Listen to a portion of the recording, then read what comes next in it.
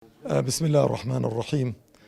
ئەمڕۆ دیارە بەڕەسمی دەستا و دەستی پۆستی مەڵبەندمان دەستا و دەستکرد لەگەڵ برای گەورە و بەڕێزم مامۆستا مەلا موسلیم وەخوازیارم کە خوای گەورە کار ئاسانی بۆ بکە. الحەمدولله پیاوێکی شایستەیە و الحەمدولله لە ڕابردووش تەجروبەمان لەگەڵی هەیە. الحەمدولله مەڵبەندی زۆر بەرەو پێش بردبوو لە ڕابردووش وەخوازیاریشم ئەم 4 ساڵە چەند قۆناغ و مەرحەلەیەکی دیکە ئەو مەڵبەندە بەرەو پێش بباتن وەکو خۆشمان هەمومان لە دەڤەری سۆران بەڵێنمان پێداوە کە هاوکاری باش بین و دەستگیر بین لەگەڵی و هەمومان لە خزمەتیدا دەبین.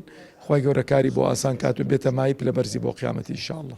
بەناوی خوای گەورە زۆر سوپاسی برای بەڕێزم مامۆستا مەڕوان دەکەم کە لە ڕابردوو مادیبوونی زۆری بینیوە کە شان بەشانی سەحوەی ئیسلامی لە ڕابردوو تا ئێستا کە کۆڵێندا و ماندوو بووە. خوای گەورە پاداشی داتەوە و منیش لێرەوە بەڵێن بە سەرجەم خوشکان و برایان ئەدەم کە لە خزمەتیان دابین بۆ 4 ساڵی ئایندە و بتوانین کاری ئیسلامی لەو دەڤەرە بەرەو پێشتر بەرین و جێگەی دەستخۆشی و نقطەی هێزە کە جەنابی مامۆستا مەڕوان لێرەیە پاڵپشتێکی باشە بۆ مەڵبەند ئەم لێرەوە سوپاس یەکەم و داوای تەوفیقیش لە خوای گەورەکەم کە تەوفیقمان بدات بۆ کاری چاک و باش لە ئایندەدا.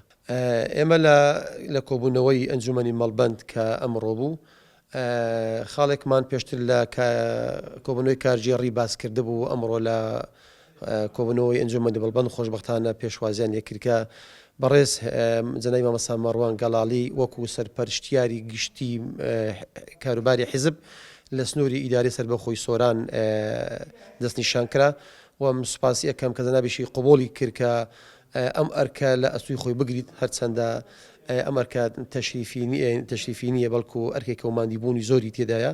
من سوپاسی ئەەکەم کە قبوڵی کردو و خوای گەورە موفەقی کات.